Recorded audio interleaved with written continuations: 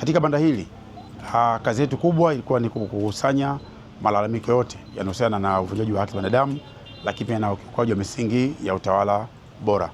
Mpaka sasa tayari tumeshakusanya jumla ya malalamiko 33.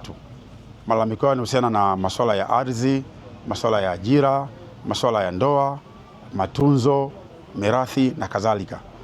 Lakini pia tume kupitia banda hili imetoa elimu juu ya masuala ya haki za binadamu na ukiukwaji wa misingi ya utawala bora.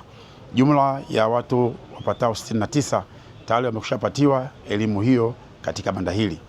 Lakini pia tume imeendelea kutoa ushauri wa kisheria kwa wananchi ambao wanatembelea kwenye banda hili.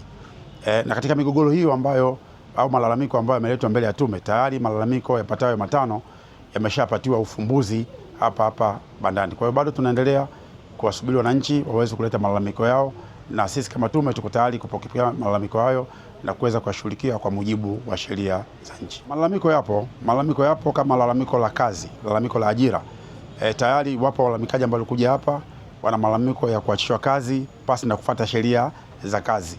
Tayari mlalamikaji huyo tumeshawasiliana na mamlaka husika, na mamlaka husika tayari imekubali kulipa fidia kwa mlalamikaji huyo baada ya kumwachisha kazi pasi na kufuata sheria. Lakini pia yapo malalamiko mengine kama ya matunzo ambayo kisheria sisi kama tume kuna malalamiko ambayo tunaweza kuyapokea. Kuna malalamiko tunaweza kuyaelekeza, lakini pia yapo malalamiko mengine ambayo tunaweza tukayaacha. Kwa nini? Kama lalamiko la matunzo, lalamiko ambalo tunaweza kupeleka ustawi wa jamii. Lakini sisi kama tume kama tunaona kuna haki inapokwa ya mtoto, sisi kama tume tunachukua jukumu la kulishughulikia.